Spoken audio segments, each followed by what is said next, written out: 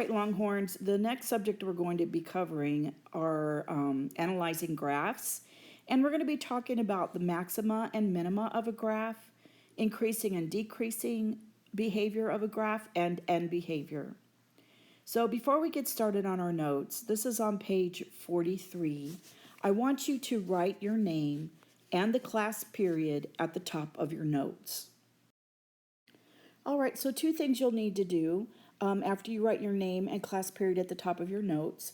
When you take pictures of your notes or scan them, make sure that the scan or the picture includes your name and the class period at the top, because any notes I receive via email or on Canvas that don't have the name and the class period at the top, I'm not going to accept them as your completed notes. So please make sure that your name and your class period are at the top of your notes, and that when you take a picture or you scan your notes, that your picture or your scan includes your name and class period on your picture. Okay, so let's get to business. I'm going to go ahead and expand this page so you can see it on your phones. It's really tiny, so I'm going to go ahead and make it bigger. All right, so we're going to just review real quick some important information about the way we annotate on graphs. And I just want to review this again because I saw some mistakes on the last test concerning just these ways we annotate on our graphs and what it means. So I'm going to go ahead and go over that with you real quick. We're going to talk about closed circle, open circle, and using the vertical line test to test whether a graph is a function or not. Okay, let's start with closed circle. If in your graph somewhere there is a closed circle, like at the end of a line or a curve, and you have a closed circle, that means that that point is included as part of your graph. And when we get ready to write the domain for this, if you have any part with a closed circle or any end of your graph that has a closed circle, you're going to use brackets to represent that point or that value for x or for y is included on your graph. So it's also related to this less than or equal to, greater than or equal to sign.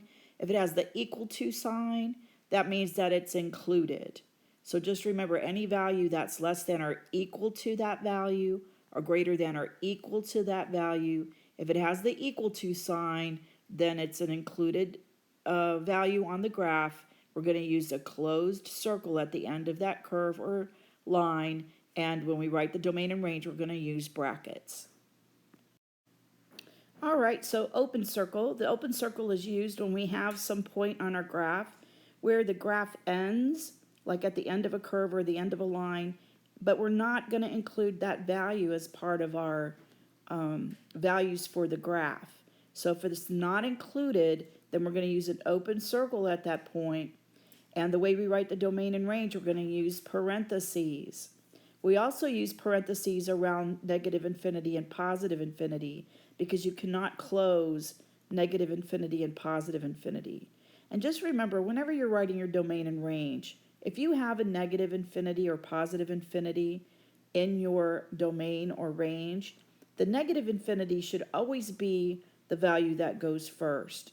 And the positive infinity should always be the value that goes very last. And any other numbers that you have in your domain or range that you want to represent when you write it in interval form, then you want to make sure that those numbers are in the middle, in between negative infinity and positive infinity. Also, less than sign and greater than sign are the ones that we use for open values because they're not equal to. So if it's not equal to, then it's an open value. It's not included as part of the graph. All right, so you should know about the vertical line test by now. If I have some graph that repeats any y value for one value of x, like I have right here, I've got a sideways parabola or a parabola opening to the right. If this happens, then this graph is not a function. And that's why we use the vertical line test, because the vertical line test tells us If my line crosses my graph in more than one place, then that graph is not a function. All right, so in the next part, we're going to talk about the zeros on the graph. The zeros of a function are the x values for which the function f of x equals 0. That means my y value is 0. So where on the graph is your y value 0? Well, that's on the x-axis. So basically what we're looking for are the x-intercepts. So we're going to do some different algebraic calculations to determine what those x-intercepts are. We can also find the x-intercepts by graphing, but sometimes our x-intercepts aren't always nice, perfect integers. So when that happens, we have to use either an algebraic method just an algebraic method. So in this first example, we have a quadratic, and if you notice right here, this quadratic has a value of 3 in the front. So I am not able to factor that the easy way. I'm going to have to use one of the methods that you learned in Algebra 2. Now I'm going to show you 3 different methods that teachers often use to teach the way to do this, and you pick the one that you like best. I don't care which one you use as long as what you are doing with it is algebraically correct. I'm going to show you 3 different ways. Okay, the first method I'm going to use is called the box method. So the way we do the box method is we create a box that has 4 squares in it. And we're going to put our first term in the first square and the last term in the last square. Okay, so the next thing we're going to do is we're going to find the factor pairs when we multiply the first number times the last number. So the coefficient in front of x squared is 3, and I'm going to multiply that by -10. I'm just going to leave it as 10 though, because the signs will fall into place here in just a minute. So I need to find all the factor pairs that multiply to give me 30. By the way, this step is needed for any method that we use. We have to do this step. All right, so my factor pairs I found were 1, 30, and I always start 1, 2, 3, 4, 5, and I go through all the numbers that I can use as a factor until I can't use any more numbers. So 1 times 3 is 30, 2 times 15 is 30, 3 times 10 is 30, and 5 times 6 is 30. So these are all the factor pairs I have for the number 30. Now what I'm going to do is I'm going to try to find the factor pair that will add or subtract to give me a positive 1. This is the same thing as having a positive 1. So I'm going to find all the factor pairs that multiply together that would give me a positive 1. Well, this one won't, this one won't, this one won't. This one will. So I'm going to use 5, 6. So as I'm showing you the different methods, I'm not going to keep repeating this part. Just go back to this part if you want to see how we got the factor pairs. All right, so we know that we're going to use 5 and 6. So I'm going to put those numbers with x's in the other 2 boxes, and it doesn't matter which box we use. Oh, one more thing. The 5 is the number that has to be negative. So I'm going to make that number negative, because 6 minus 5 is a positive 1. If I made the 6 negative, I would end up with a negative 1, and that's not what I'm looking for. I'm looking for a positive 1. So I'm going to go ahead and make that 5 negative. So when I put it in the box, it's going to be a -5. All right, so now I have all of my values in the boxes, and now what I'm going to do is I'm going to factor out from the boxes.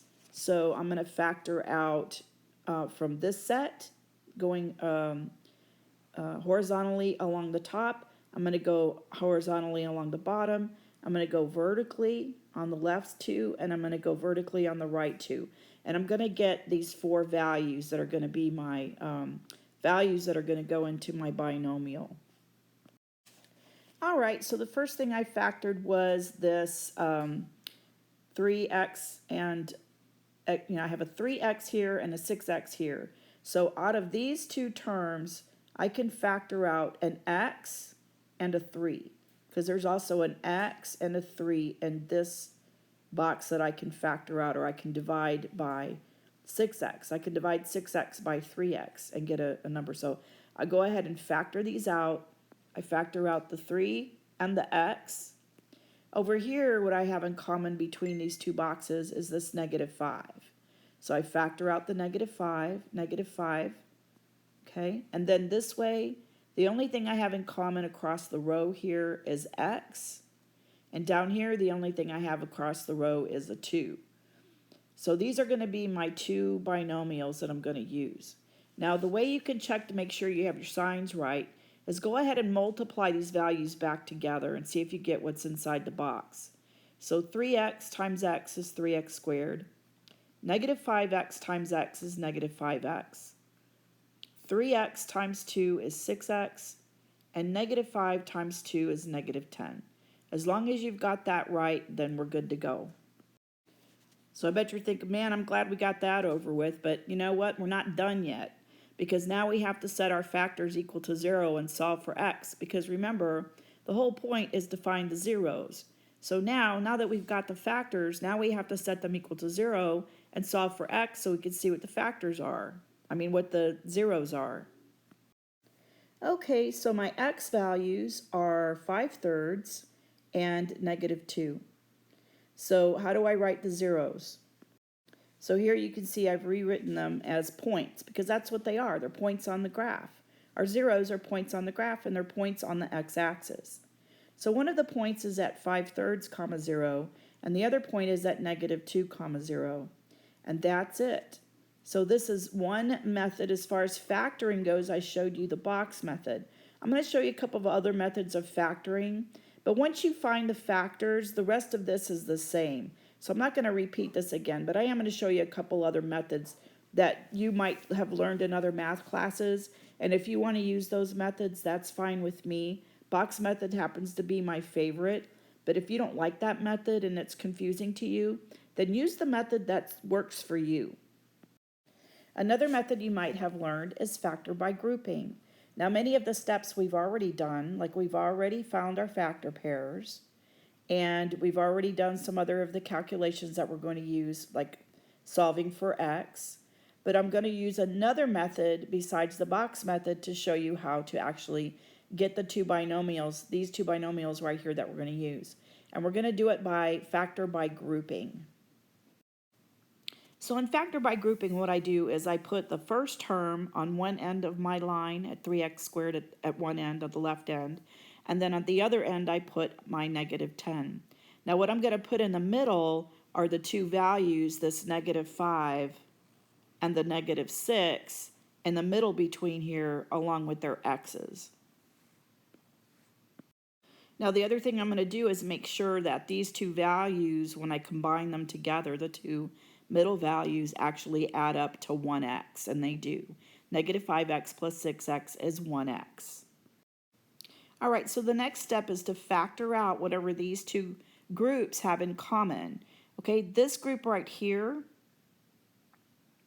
has the 3x minus 5x. They have an x in common, and that's all they have in common. All right, so I have factored out what these two groups have in common. This group had the x in common, so I factored out the x, and I had 3x minus 5. This group had the 2 in common, so I factored out the 2, and I have 3x minus 5. Now these two binomials should match. They should be the same. If they're not the same, then we have an issue. But they are the same, so now what we can do is we go ahead and we factor out the x and the plus 2. Actually, we factor out the 3x minus 5 from both of these two terms, and then that's how we get the same values we got right here. All right, so there's one more method, and I'm not sure anybody's learned that one. If you learned one that's called slide and divide, or sometimes it's called MF-DARM. If you learned that method and you want me to go over that method in class, I can do that. But I think these two methods are the most common or widely used methods that you may have learned. I don't care which method you use. I don't care if you use the box method or if you use the method by grouping. It doesn't matter to me. They're both good methods. whatever you're comfortable with and whatever you can remember, that's the one you need to use. All right, so in example number 2, we're going to set this equal to 0 and solve for x. All right, so in the next example, we have a radical, and we have to solve for x that's inside the radical. So the first thing we're going to do is set our equation equal to 0, which is what I've done. Then I'm going to square both sides to get rid of this square root. So the inverse of square root is to square. So we're going to square both sides. That still gives us 0 over here on the left, but on the right we just end up with whatever's inside the radical. So we have 10 minus x squared. The next thing I did was to move the x over to the left by adding x squared to both sides. So that makes x squared positive now. So now I have a positive x squared equals 10. And then I took the square root of x squared, and I got x equals plus or minus the square root of 10. These are my two values for 0, for my zeros. So negative square root of 10, comma 0, and positive square root of 10, comma 0. Those are the two places on the graph where my graph crosses the x-axis. We have one more example, example 3. Okay, so in this case we have a rational function, and if you remember that for rational functions it's a fraction, so we know that t can't be 0 because of, t can't be -5 because if t is -5, then we have a 0 in the denominator, and we can't have a 0 in the denominator. So, so we can't have t equal 5. We know that cannot be in our domain. So we know that's not one of our zeros. Where we're going to find the zeros is up here in the numerator. So what I'm going to do is I'm going to set my numerator equal to 0, and I'm going to solve for t.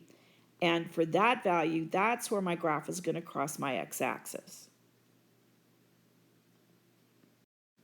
All right, so my solution is 3/2, comma 0.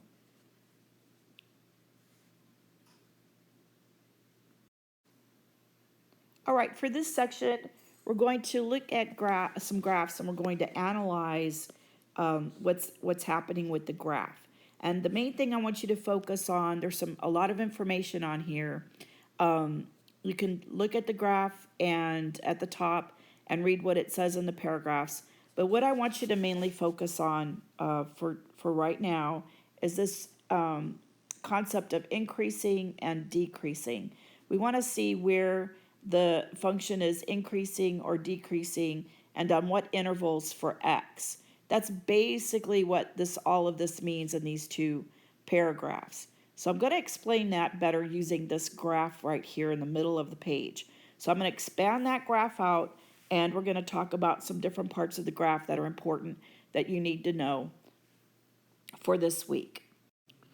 All right, so for the first thing I want to talk about is end behavior. What is going on the ends of this graph? All right, let's look at the left of the graph. This arrow is pointing downward, and the way we write that is lim, L-I-M, which just means the limit. The limit as x, and this is how we read this. It's kind of like some math symbols, and this is how we read it. The limit as x approaches negative infinity, f of x equals negative infinity. Basically, what this statement means is as my x approaches negative infinity, my y is also going to negative infinity. So don't let this notation right here throw you off.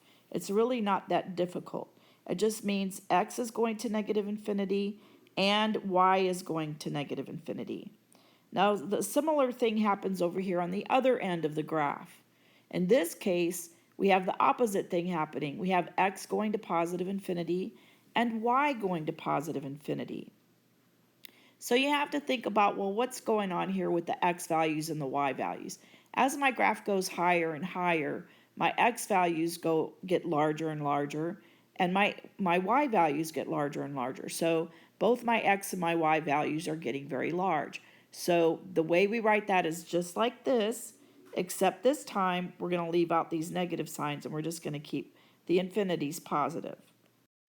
Okay, so my handwriting isn't all that neat, but it's kind of difficult to write on this board.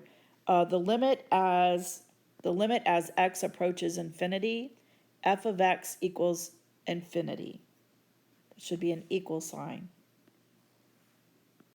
So once again, basically all this means is as x is going to infinity, y is also going to infinity. So that's how you write this end behavior. Okay, some other things we want to talk about on a graph are these points where the graph turns. So I'm going to mark these points and then we're going to talk about each one. So we have these definitions at the bottom of the page about relative, maximum, and minimum. And what we mean by that is that in between certain intervals for x, the graph has a maximum point or a minimum point. So let's just look at these 2 points on the left. We're going to use those as examples. So if I'm looking at my graph and I'm only looking between the values of, say, I'm going to look between -4 and 0 and -2. If I'm looking between the x values of -4 and -2, and I want to know if I have a relative maximum or minimum, if I'm looking up the graph as x increases, y increases, and right here we have a point that we are going to call the maximum point, because that's as high as y goes before the graph turns and comes back down on the other side. So this is called a relative maximum. Relative maximum. Now on the other side, at the end of this curve, as we're coming down, after we've hit the relative maximum and we're coming down here, we hit this other point right here. And we're going to say that that point is a relative minimum between the values of -2 and -1. Now we use the word relative because we're saying in respect to those values for x. So in respect to those values for x, we have on our graph a relative minimum. Now we also have a concept called the absolute maximum and minimum. This graph does not have an absolute maximum and minimum because we are going from -infinity to infinity on our graph. If our graph stopped somewhere and it wasn't going to infinity on either the for the y values, then we would have an absolute maximum or minimum, and we're going to see that in an example in class. All right, so the last thing we're going to talk about is intervals of increasing and decreasing. So as you look at the graph from left to right, you see there's places where the graph increases and places where the graph decreases. And so when I'm saying increasing or decreasing, I'm talking about the y values. What is happening to the y value as the x value increases from left to right? So as x increases, y is doing some different things. Y is going up, y is coming down, and we call that increasing or decreasing. So there's a way we write that, and so I'm going to write those over to the side. All right, so all I'm doing is I'm following the graph, and from -infinity to about -3.5, the graph is increasing. So y is increasing up until this point.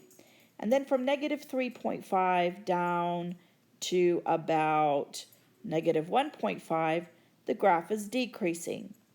And then from -1.5 to 0.5, it's increasing again. And then from about 0.5 to about, and I'm just saying about because I'm estimating, about 2.25, it's decreasing. And then from that point, 2.25 to infinity, it's increasing.